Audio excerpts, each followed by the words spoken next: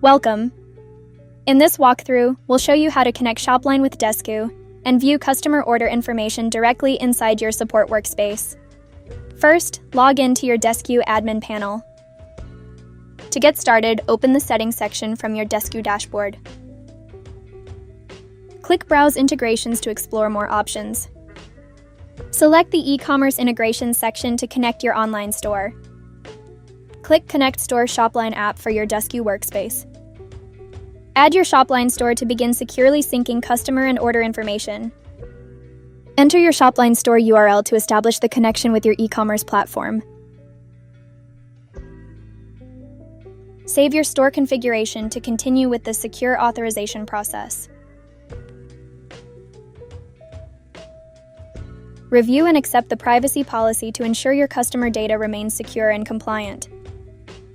Authorize the integration to enable real-time syncing between Shopline and Desku.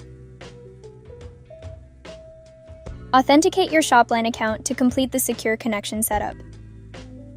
Once connected, sync your latest customer and order data so agents always have up-to-date information available during support conversations. Your Shopline integration is now active. Agents can now view customer orders directly inside the unified inbox customer details section, helping deliver faster and more personalized support experiences.